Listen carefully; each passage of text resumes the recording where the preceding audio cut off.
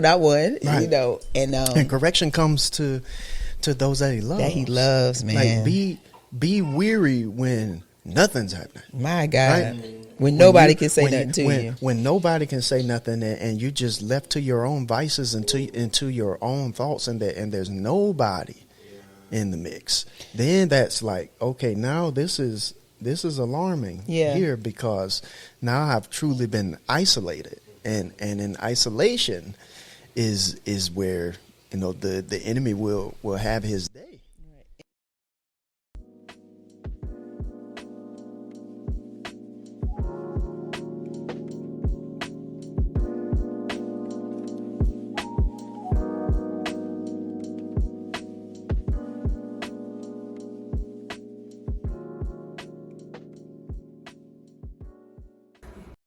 Back to Elephants and Eggshells, guys. I think we are on episode 6, right, Terrell?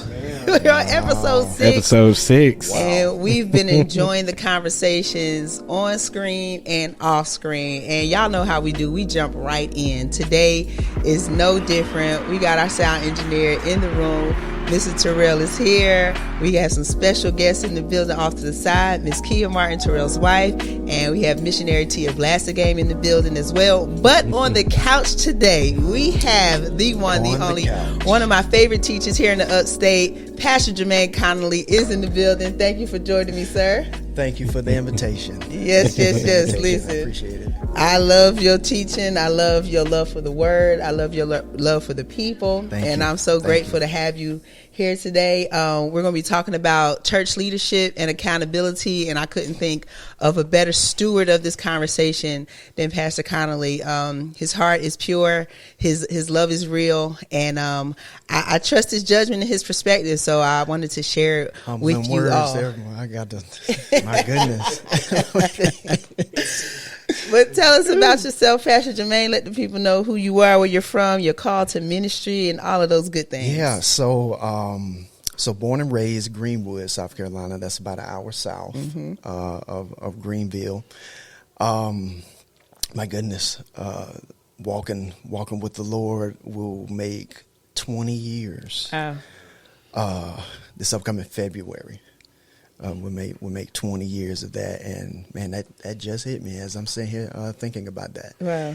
And you know, the spark hit me in 2006, February 2006. I was in the church service, and just this overwhelming awareness of the presence and the love of God. Yeah. I couldn't necessarily say that like that was the call to ministry or something like that. All I know that there was something that was lit inside of me, and I knew I was going to spend the rest of my life chasing after that. Something had become so alive in me, and I was definitely one of those zeal with no knowledge type of believers in early on, you know, and so that put me. Goodness, on the streets of Daytona Beach one time, praying for people in wheelchairs, and being chased away by somebody down there as well too. But I just found myself in all these different spaces, just trying to share what had happened to me, and really wanting people to experience the same thing, but then too at the same time, religion.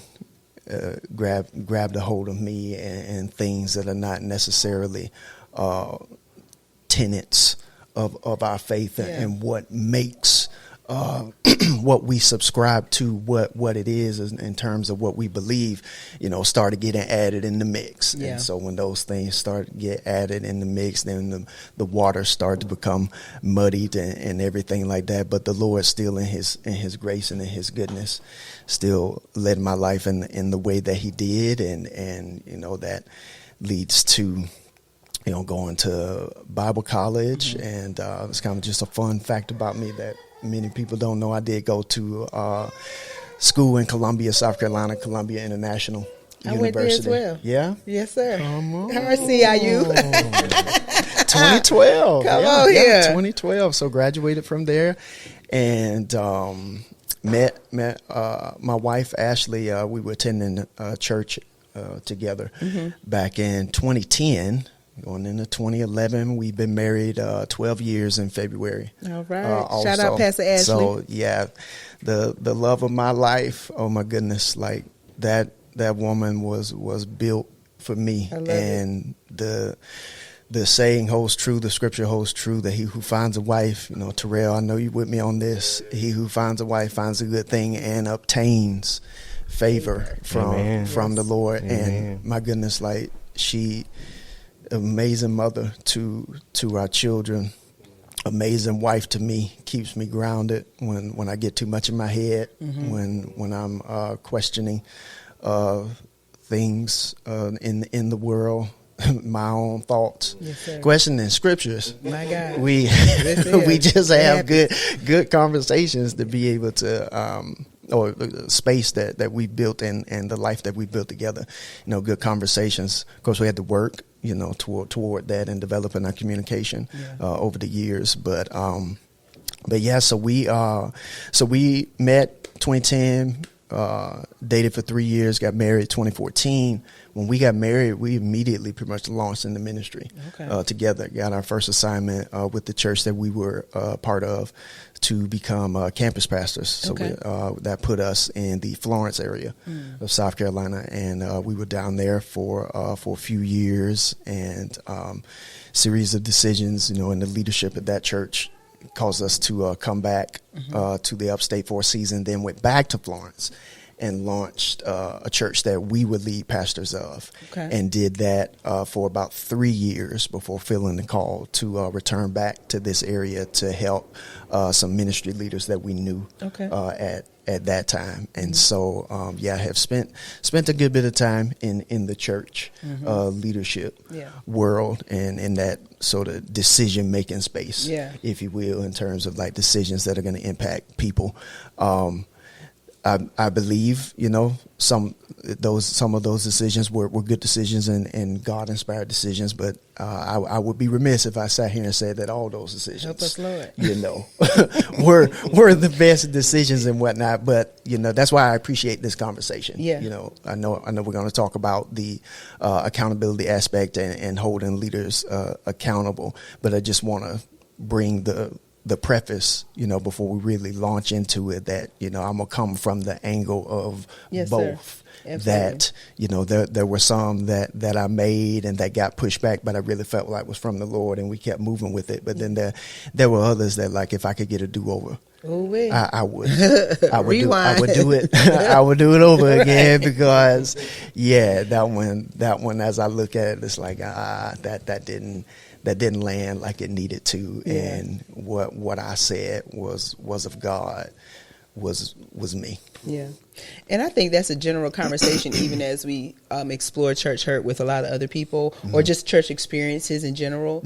That we start off with, I believe God is leading me this way, and then we get into the experience, and it's chaotic, it's whirlwinds, it's hostility, and then as we back out of it, we begin to question. But that's like the tagline of our show is, if all things work together for the good, then there must be something in this that we have to work through so we can get to the good that was behind it. That's good, because it's not going to be in vain, right? It's not going to be in vain. I'll say I've had some church situations where I was a part of, and then I backed out of, but I'm so grateful for the people that I met. Even though the experience was horrific and toxic, I would have never interacted with certain people. So just even trying to navigate and see, I said, I was saying yes louder than you were saying, hold up, Lord.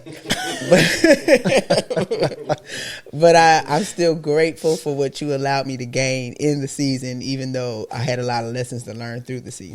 Right. And it's so interesting how the Lord will always leave that silver lining. Yeah. I'm thinking about, I preached this maybe about a year ago. I think it's Proverbs 24. It's a proverb in that where Solomon says that there's a lazy man who has a field that's overgrown with weeds, the walls broken down, but there's a particular plant in the field that the Bible calls nettles. Yes. Nettles, though, when you dig into research, have medicinal purposes, though. They are used as medicine for eczema. It's used for my gosh, I can't remember some of the other things. I don't want to go too far into it and whatnot. But the point is like that there's a medical purpose for this plant that's in this mess. Yeah. And the angle that the Lord had me come from at that time was, yeah, the text is calling him lazy, but there's still this silver lining in the mix that most of us, when we read that, we come from the angle of, boy, I'm glad that he ain't talking about me. You know, I'm glad I'm not the lazy guy. Glad I'm not the lazy man. But, I don't know what happened that got the field looking like that, because the field could have got like that because there's something that happened in brother's life that kind of stole his gaze away or something like that. But never mind that. Look at what was still in the mix. In the midst of the mess. In the mix of the mess, there's still this silver lining. And to your point of, yeah, it was chaotic and it was painful sometimes, but this silver lining of this beautiful thing that I walked away with just shows his goodness. It's not going to be in vain. That's yeah. What you had? You had something? No, I was just agreeing. Okay. So as we the topic for tonight, we're talking about church leadership and accountability. Mm-hmm. So even throughout your experiences of being sent as a church planner, being a head pastor, being a pastor that was assisting other ministries, what is your experience? I'll start with saying personally, and then in a way where you had to interact with your peers about systems of accountability. Like how did accountability play a part in the senior leadership of the ministries you were a part of? So the ministries that I was a part of, the system of accountability honestly was hard to tell. Mm. It was hard to tell how exactly it played out, because it appeared that I only really got a glimpse in terms of like once the overall decision had been made of like where the ministry is going. And so as I'm thinking here, I'm just thinking like staff meeting. Okay. So staff meeting happens, bringing the heads together, and this is what the Lord has said to the set man, set woman. Mm-hmm. And so this is the direction in which things are headed. Right. And so when that happens, you know, when you're in the space of staff, you just you feel this sense of allegiance that you have to give to what it is that you're being told. Right. That is thus says the Lord. Right. With that also, at least in my experience, did not come with a space of being able to engage in the dialogue and questions that may arise with how exactly did we come to this decision and to this conclusion, because of the unspoken allegiance that is supposed to be there with, you know, this is the set man, the set woman. You should automatically trust what it is that is being said to them as, you know, well, let's call it due from heaven, I guess. You know? and not to say that these set men and women of God that are doing the work and accepting the call of leading the Lord's people and leading the church don't hear from God. It's just when that space is not created for the dialogue to happen, or the illusion is given that the space is there, but then when the conversation comes, it clams up or clammers down because hostility get in the mix, more so internally. Yeah. From my experience, it's more so internally of leadership, I guess, being threatened by whatever it is that the concern that's being raised. But it's not to be taken as an attack. It's a genuine concern for trying to, for lack of a better term, gain a better understanding. You right on least. It. Yeah. Like just help me get greater clarity and clear up the mud that I have. Like don't penalize me because I don't see it all the way. Right. Like just help me gain clarity, because honestly, if I gain clarity on it, I could become your greatest advocate. Write the vision and make it what? Plain. Write the vision and make it plain. I really could become your greatest advocate if I could get greater clarity here. Yeah. But also to have the space to bring critique just speaks to the maturity of the leadership, to which I would say, if there is a sound and mature leadership that the Lord sees, seems to me that there's a greater level of glory, a greater level of impact that could be trusted here, because it's like, okay, I see that a strong foundation is being built. Yeah. But to swing it back to the question, the church leaderships that I was a part of in terms of staff, I cannot say that existed. Wow. Now that could have existed, and maybe I missed it. Yeah. I welcome conversation with that, but it's just not something that I could say like, oh yeah, like when we had questions or somebody had critique of an idea or something, like it was welcome. I can't say yes, sir, that I've seen that. So then let's swing it to us being the lead. Yeah. Now, of course, this conversation might be able to get a better insight, like talking to somebody that was a part of the team, but it's just me on the couch right now. So, when we were in leadership, what we learned when we left was that there were thoughts that people had and issues that were talked about, but they were never brought to our attention. That's what we noticed. Okay. Because when we left Florence, after the name of the church was Strong City Church. So after we planted Strong City Church, it was a real miracle how everything came about to be. But the property that we got handed to us for free. Wow. And so 10 acres of land, building ready to go, needed a little bit of retrofit, but was like pretty much the skeleton of what you need to have church, be the church in a community. Right.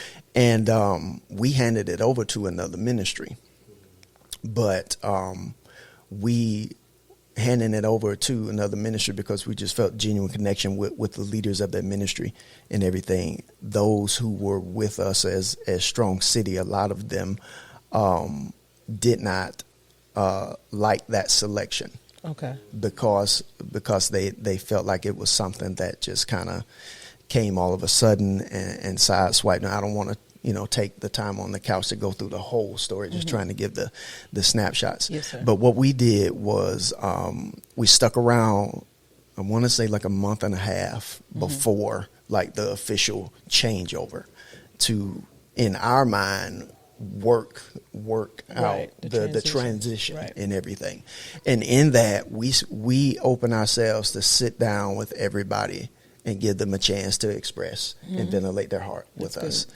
And we took some blows. Okay. We took some real blows to our character, to who it was that we had expressed ourselves with years of ministry, that we have shown ourselves, as credible and everything, but like just being hit in that. But in that season, it was very, very painful.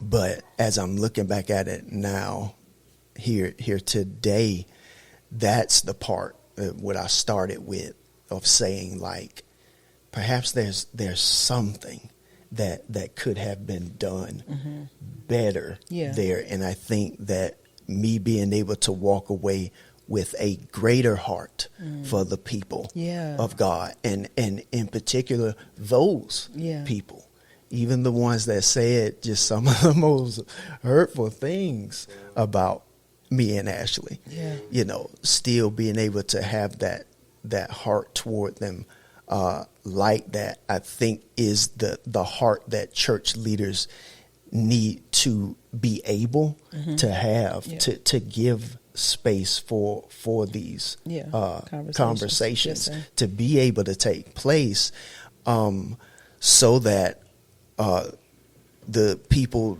don't feel like they have to hold on to something that they really do need to express, even if it is a critique of leadership, a critique of a decision. Me being able to, as a leader, make space for that to take place, not be overly offended by it, not taking it as a personal attack at me. These things, a whole lot of times, are much easier said than done. Absolutely. But at least making progress to move in that direction, I think will speak volumes. Yes, sir, I agree. Speak volumes toward the effort. And that was the attempt with those meetings that we were trying to set of, okay, you might not agree with this, but we're going to give an opportunity for at least the slate to be cleaned before, you know, our family moves and before you guys move on with your lives.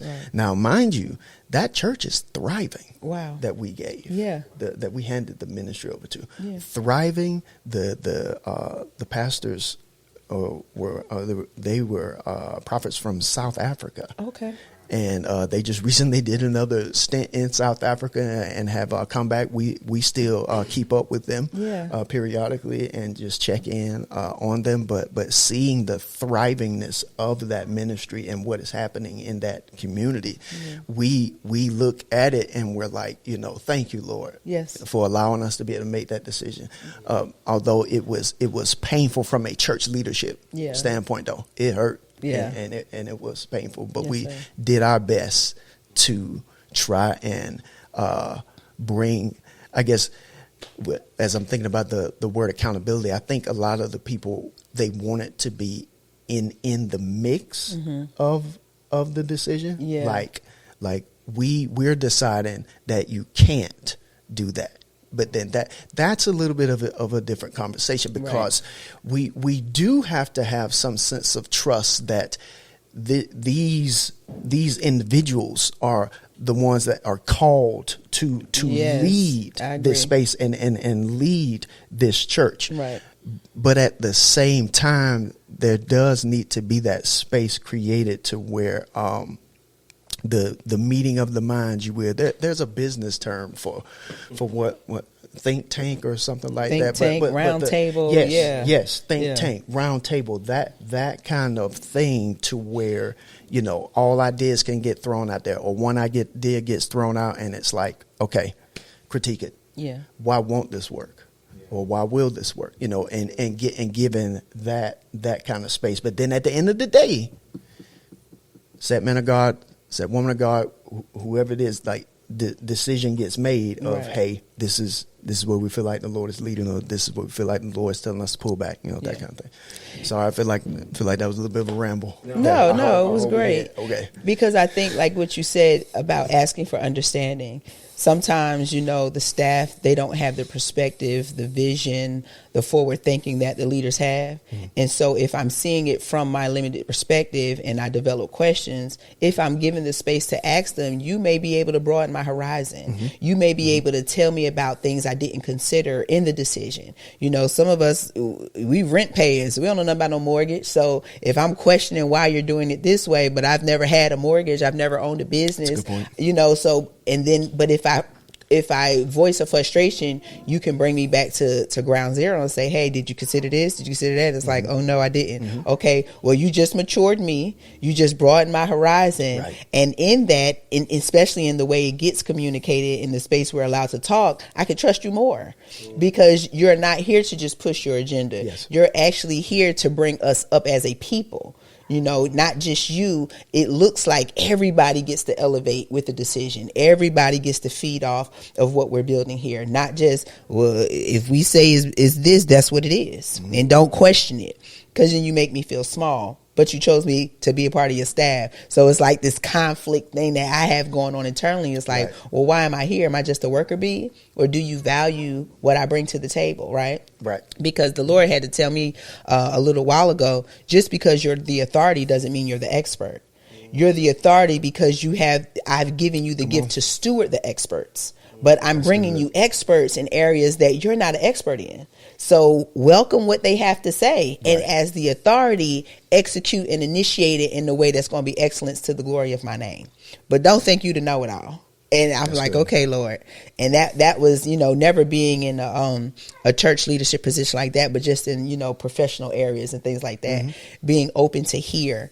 And that's really what this space is even if what you say is foolishness, I still want to know where you are, especially if I'm laboring with you. Because I need to know. I need to know you. I need to know because we are laboring together. I've got to know those that labor among me. Right. I've got to know those that labor among me. So even if it's way out there in left field, I need to know and be responsible enough to create a space where you feel safe to do that. Yeah, safe to do it. And then as your leader, I know what you need. I know you might just need some counseling because everything offends you. Because you just offended by everything. But thank you for letting me know. And like you said, tearing down the walls of offense and just creating a culture where people can speak freely, but still have leaders that they trust to bring them back to ground zero, bring them back to clarity of mind, remind everybody, well, this is the vision, y'all. So y'all saying, let's do this, but let's stay focused on the vision. Yes. All of that is necessary. Yes. Like all of it is necessary. All of it brings people back to the table because we are rainbow of people. We got a bunch of ideas. Right. We got a bunch of thought patterns. And to that point too, like I would just love to sit in the midst of church leaders who disagree. Yes. Like in the church, like we are so afraid of disagreement. Like we're afraid of having an idea critiqued. We're afraid of being challenged. That's why a lot of us don't answer when Jehovah's Witness knock on the door. They knock on the door. We avoid it. We're not trying to take them one not.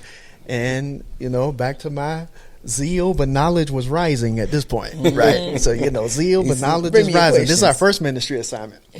There were Jehovah's Witnesses who would come through the neighborhood. My happy self set out the table in the garage ready with chairs. And had them sit down. Yeah. Of course, at the end, we agreed to disagree. Yeah, I like that. Yeah.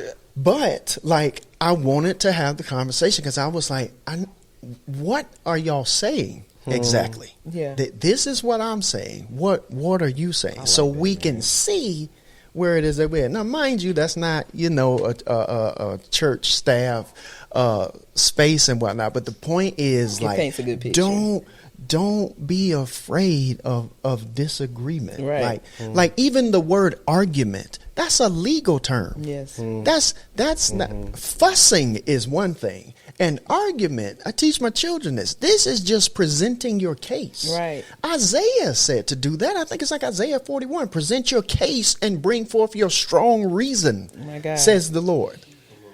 Like, be able to defend, Apostle Peter, be able to give a defense and a reason for the hope that you have. Yes, sir. Like, why do you believe that? It was a few, I was going to say that too, because you had where Paul did check Peter a few times. Yes. When you read, he said, don't act this way towards the Jews, and then you treat the Gentiles. And then when you get with the Gentiles, you flip on us. Like, you can't do that. Now, if Paul doesn't feel the freedom to do that, and Flip side, if Peter doesn't not have offense in his heart with, bruh, who you think you talking to? Right. I walked with him. Right. You didn't. And we start doing that thing, that comparison thing, and trying to buck up at who has more of whatever. Yes, good, then we lose the authenticity of what it is that the Lord is really trying to invite us. We lose the iron sharpening iron. Because sparks gonna fly. Sparks are if iron is sharpening iron, sparks may fly. I think we miss our opportunity too, because I feel like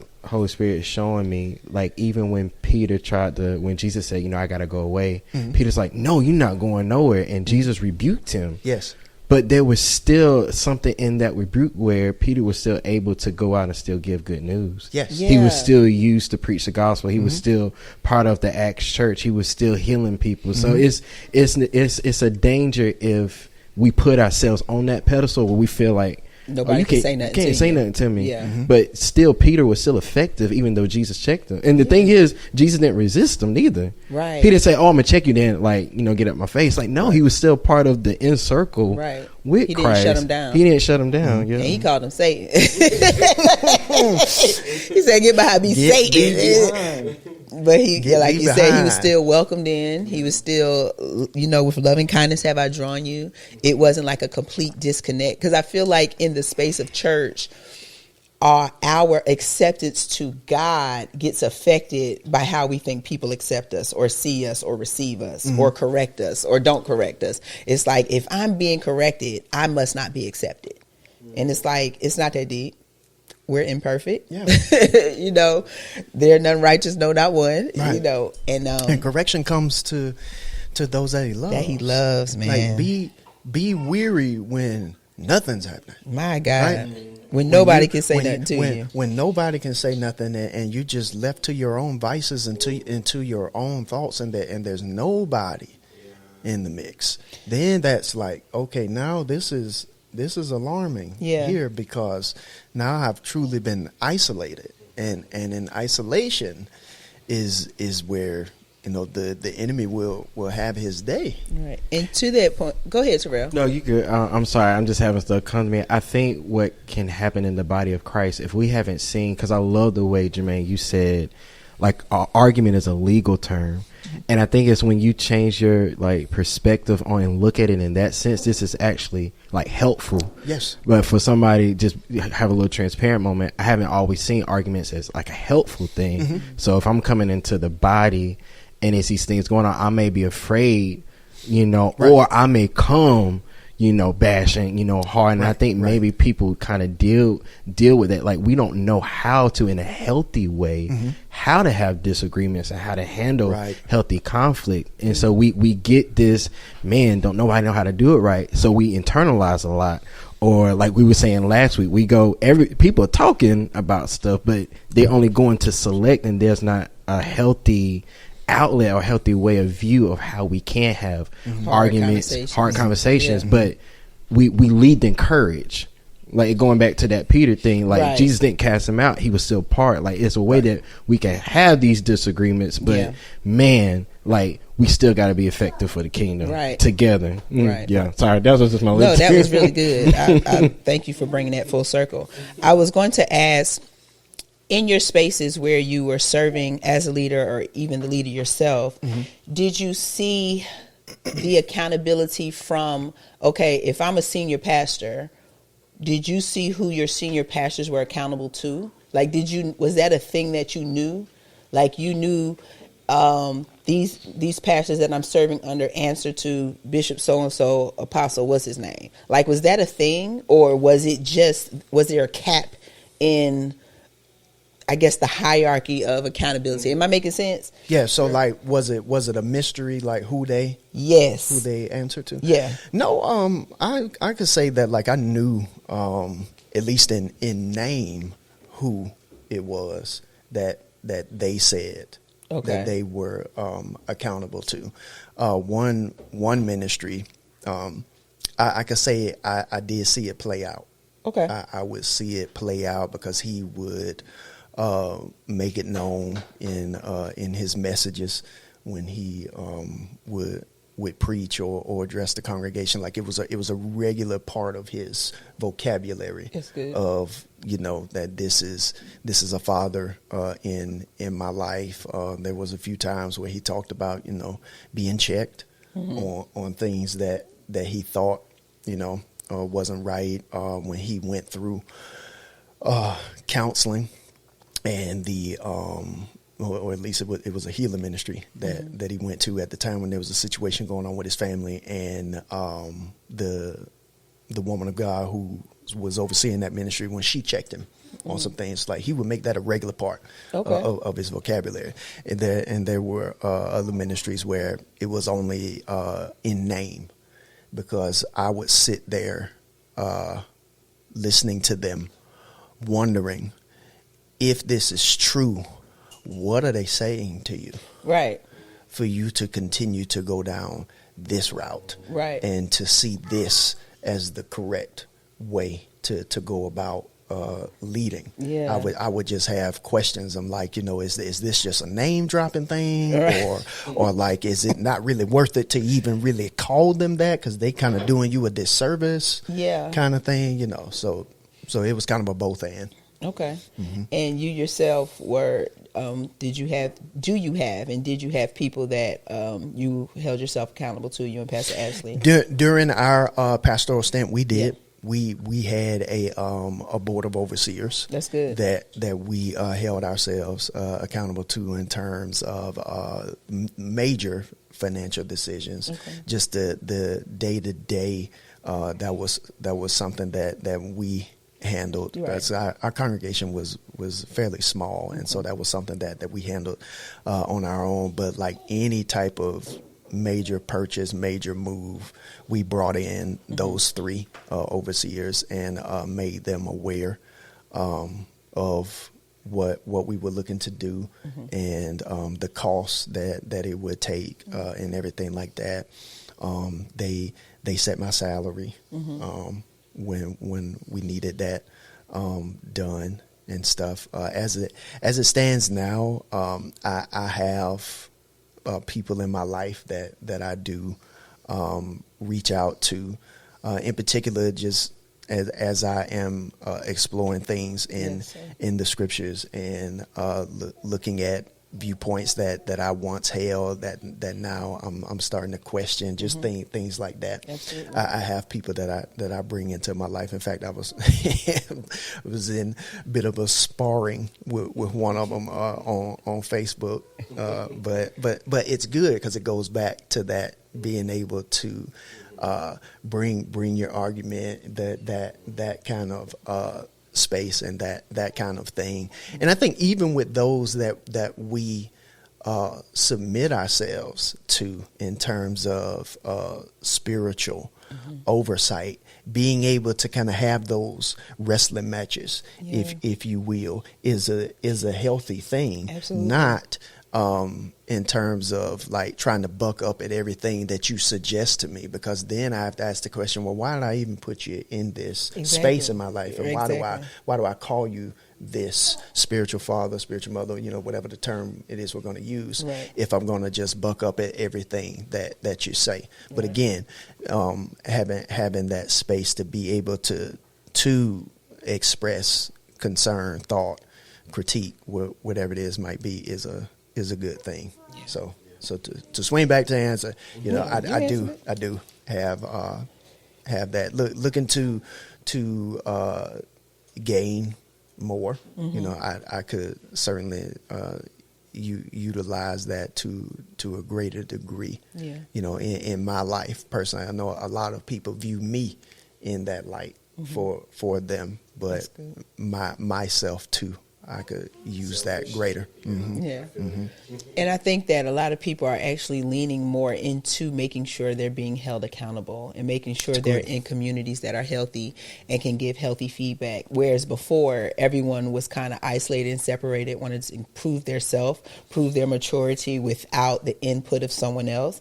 And I think because of even the things we've experienced in toxic church culture, it's becoming more of an appetite to stay safe and to be around safe people. So I think it's great that, leaders that express that they do have this as a part of their spiritual appetite, those are the ones that come off as more trustworthy.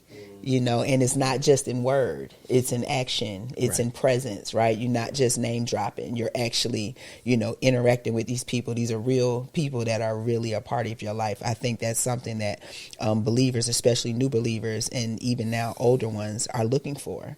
They're looking to see that you value accountability, not just in your own walk, even as you were saying, like with finances and having a board, and just taking away the opportunity for someone to stand superior, because it muddies the waters.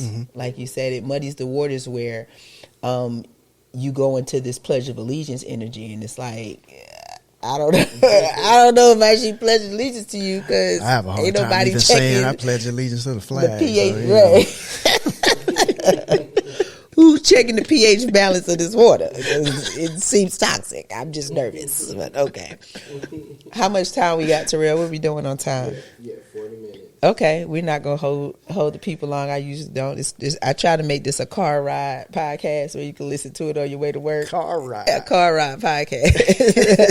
30 minutes, maybe 40.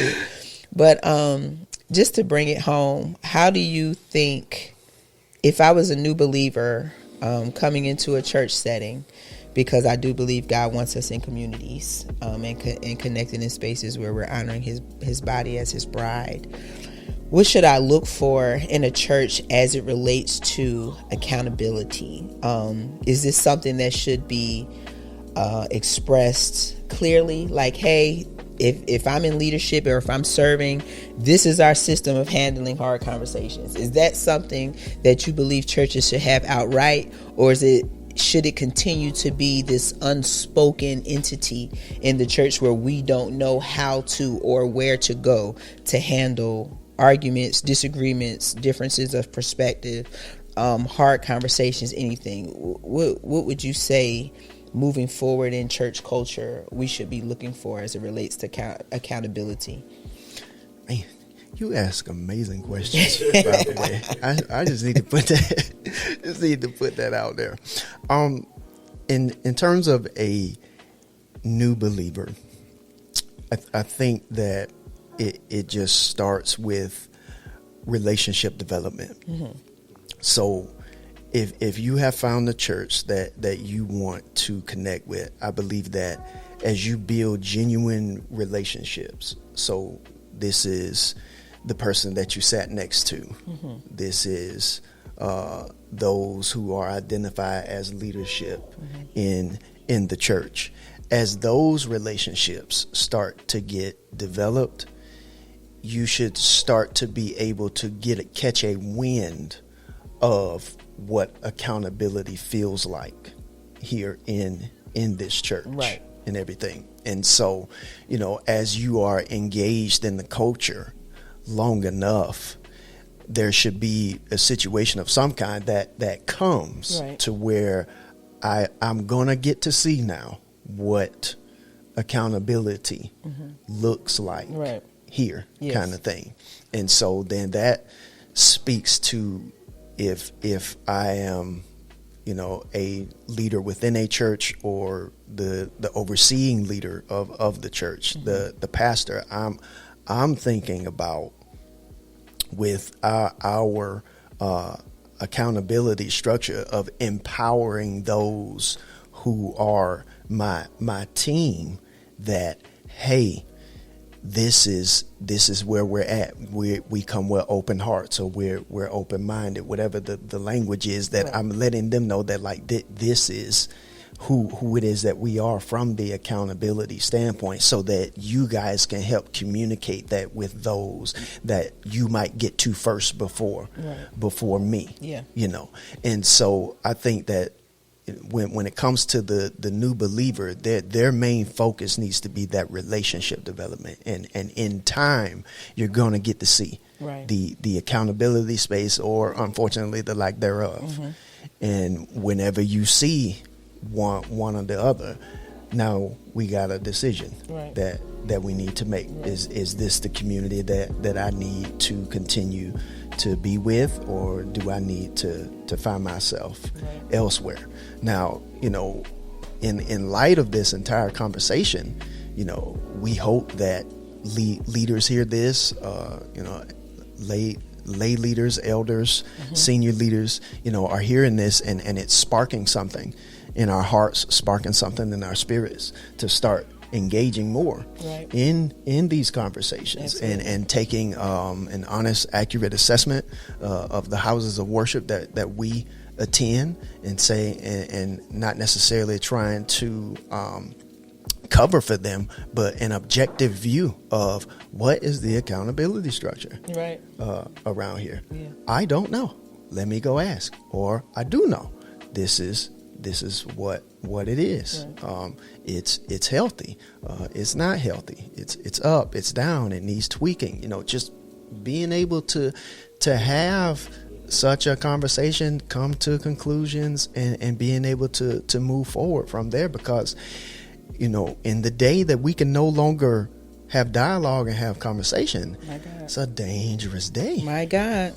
That's a dangerous day, and that leads to dangerous things when we can no longer dialogue, have conversation, view someone from the standpoint of being created in the image of the Imago Dei, the image of God, just like me. And so therefore there's an inherent value that you carry, and so there is an inherent value in what it is that you say. Swings back to what we were talking about earlier, that even if what you say is way out there, I still need to give you opportunity to be able to express that because of your inherent value. And then all of us in that conversation and in that mix with a genuine heart will move the church in a better direction.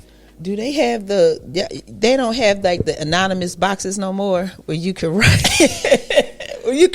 what your issue is? Back in the day. Yeah, because people really are afraid of retaliation in church houses. Unfortunately, people do have things to say, but they've seen people get exited stage left because they said it, brung it up, addressed it. So I don't know. We might need to bring back the anonymous box. And at the end of the staff meeting, all right, we go pull 3 questions from the box and address them here and now. So make sure your stuff was in the box, and it gotta be paper and pencil, because y'all be tracking people when they do it digitally. People get nervous about trying to change their handwriting because like, type it up and put it in the box. I know that handwriting. I know who that is. Right. And you try to call people out and have retaliation methods. So suggestion. With Pastor Jermaine, this is definitely not going to be the last time we have you on the couch. There's so much more we can dive into with you. I enjoyed it. But thank you for your time. Thank you for pulling up. You got anything going on you want to share with the people? How we can connect with you? Anything like that? No, nothing. On the no. Let me take that back. This upcoming Saturday, I'm with Ashley and Alex Holmes. I think it's a Nicholtown Missionary Baptist. A Night with the Surgeon. That's this Saturday, November 22nd. At 6:30, I believe is when it starts. So just a night of worship and just engaging in the presence of the Lord. And they've asked me to come out and lend my voice. So I'm excited about that. And then this upcoming Sunday, I actually return back to Greenwood. My grandmother gave my phone number out to a deacon down there. So he called me and wants me to preach at their church. And so I'm gonna do what Grandma asked, and I'm gonna go. Grandma preach. said, "Get my grandbaby up here." She like he's still preaching. Here's his number. So I'm doing that Sunday. I love it. Yeah, but outside of that, loving my wife, raising my kids in the fear and admonition of the Lord, loving my family, and just enjoying His goodness. That's good every day. I love to hear it. Please give our love to Pastor Ashley. We love her. She's always steady, always solid. I always appreciate her seriousness about God, but she was always still welcoming. never condescending. Just a really sweet heart. Yes. A really sweet heart. Send her our love. Well, thank you guys. We're gonna wrap it up with Elephants and Eggshells, talking about church leadership and accountability. If you guys have any questions you would like for Pastor Jermaine to address next time we have him on the show, y'all know what to do. Yes. Drop it in the chat, send it in the inbox, and we will check in with you later. Thanks for joining us.